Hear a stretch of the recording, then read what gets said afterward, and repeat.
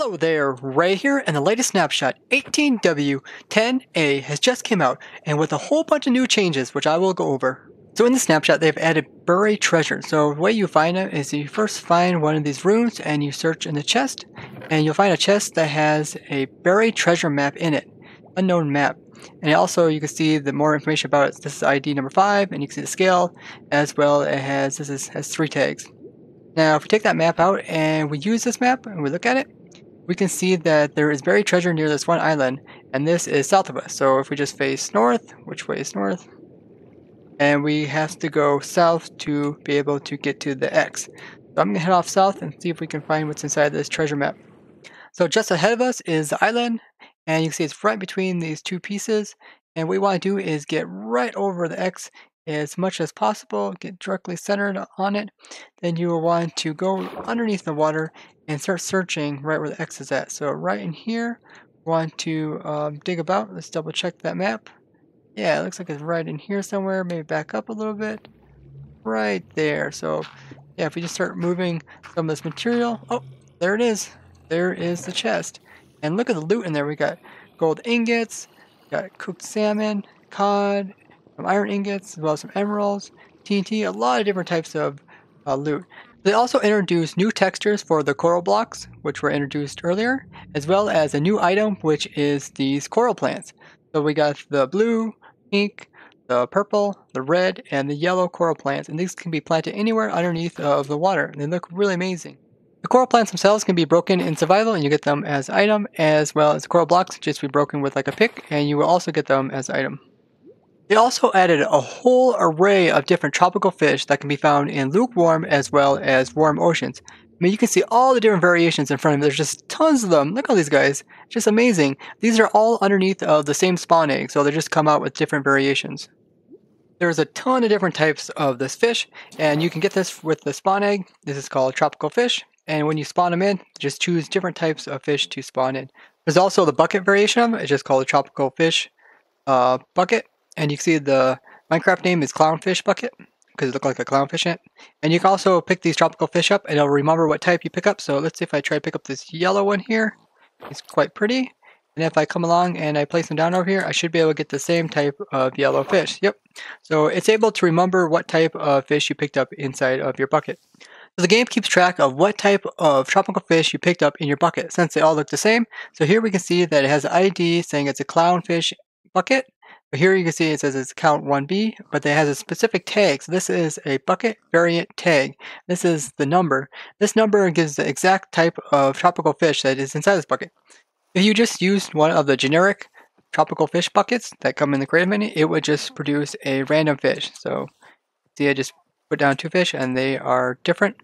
Although there's a lot of different variations of these fish, you can see that there is some main color as well as shapes. So we can see that there's this one shape here that has the kind of the pointy dorsal fins, and we can see that it comes in different colors.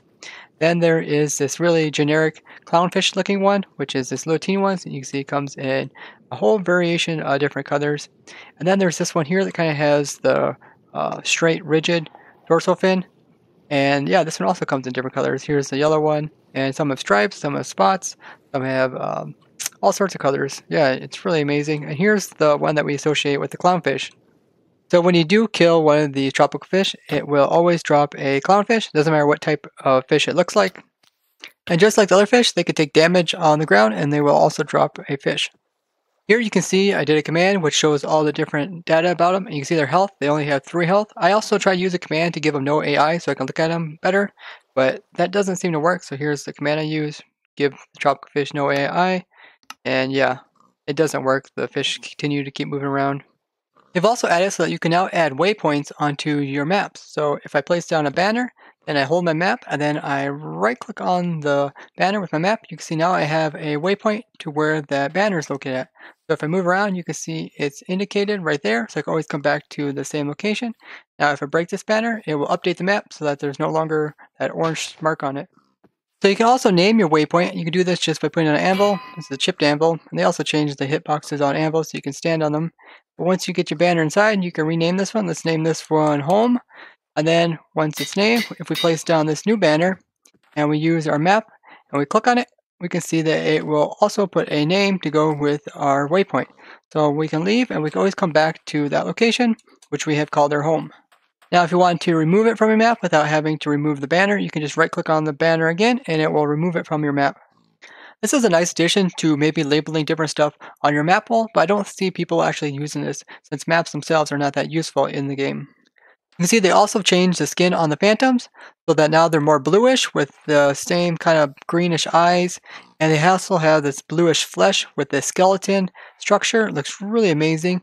And overall, I think it's a good change, but if you press F3 and B, we can see they have about the same hitbox as before, and the egg has kept the same color, so the egg is still kind of a darkish and greenish color, even though they don't really represent the egg so well anymore. They also changed that way the objects look underneath water, depending on what biome you are in. So here I am in a warm ocean, but if I back up into a cold ocean, you can see that objects are looking more cooler and not as bright as if I was in the warm ocean. As you heard there, they have also added in some new underwater sounds. Notice how the water will get a lot brighter when you go underneath water and switch to spectrum mode. So here I am in creative mode, and it slowly starts getting brighter, but if you go into spectrum mode, it will brighten up much quicker than if you just go into like survival mode or creative mode. One thing to note, if you just let yourself fall into the water, you will sink very slowly, but if you press shift, you can accelerate yourself downwards. Here's a really cool underwater cave that's just underneath of this jungle biome. Look at this thing. It's massive, and like the sand fell down inside of it, and there's like pieces of sandstone trying to hold it up, and it goes down underground full of water. So for the fun of it, I found another buried treasure map, and I'm going to take this one and see where it takes us, and I want to see if there's anything different in this chest. So if I just start digging around here, oh, there's the chest. This is supposed to be the buried treasure. So let's open it up, and wow, look at all the stuff in there. A lot of unique stuff like diamonds as well as TNT and leather tunics, iron ingots, some like cooked salmon and cooked cod. Yeah, quite the array of stuff. Now, they said they're also going to implement a new type of treasure into this chest, but they haven't implemented it in the game yet.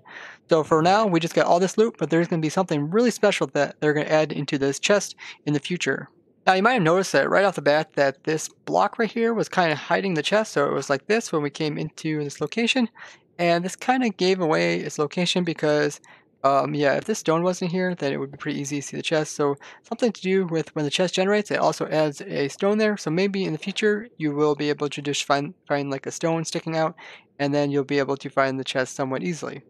So I found another map, and I also got to the location of where the map take me just to confirm that there is a piece of stone here. And here you can see the stone again, and if we remove it, we can see another loot coming from the treasure. We got emeralds, we got some crystals, a lot of cool stuff. Buried treasure, coral, as well as much more has been introduced with this snapshot. If you want to see all the small changes, check out the subreddit, which I will link down in the description. If you found this interesting, show me the like. If you'd like to see more snapshot reviews like this, subscribe. And if you have any questions, be sure to comment. Bye-bye.